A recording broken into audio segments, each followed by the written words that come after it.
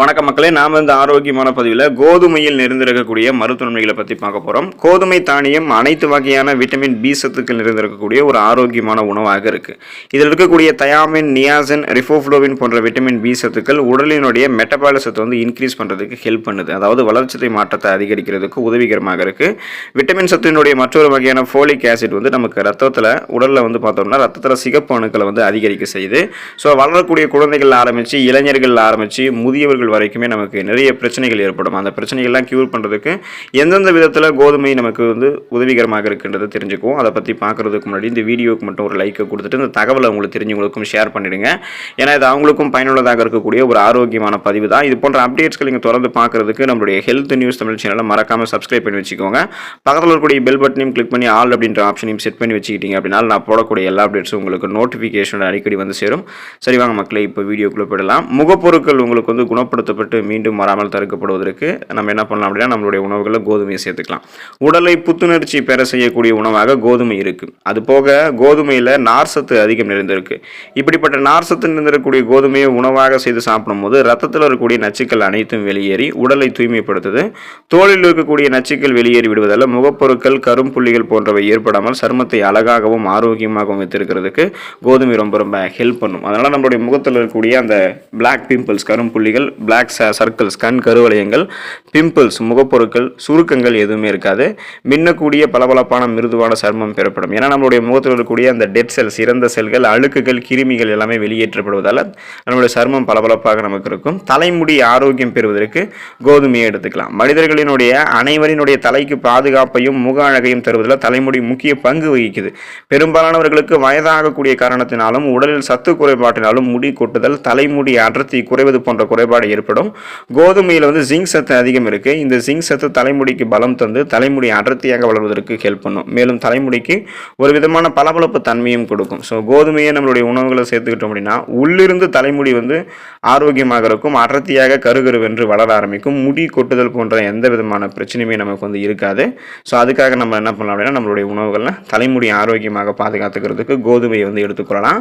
Sugar பேஷண்ட்ஸாக கோதுமை எடுத்துக்கொள்ளும் போது நலம் பெறலாம். நீரிழிவு நோயாளிகள் தினமும் சாப்பிட ஒரு ஊட்டச்சத்து மிகுந்த உணவாக கோதுமை இருக்கு.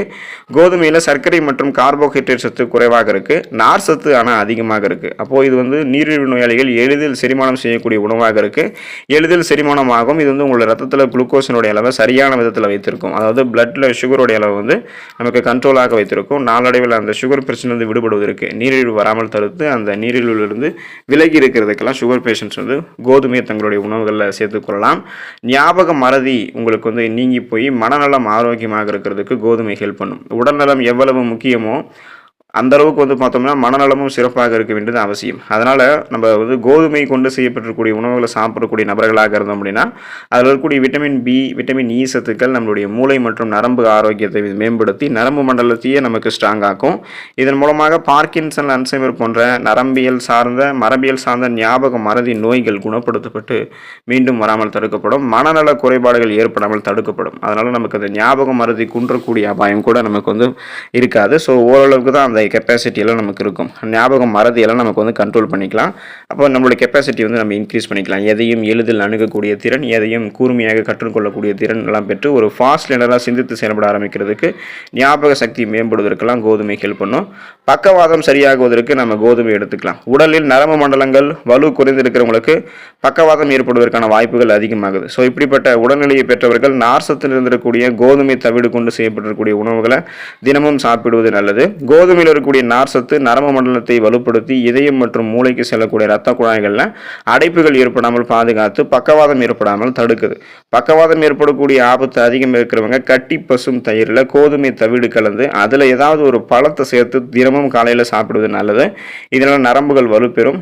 நம்மளுடைய பக்கவாதம் பிரச்சனைகள் நமக்கு சால்வ் ஆகிடும். பக்கவாதம் வராமலும் தடுத்துக்கொள்ளலாம்.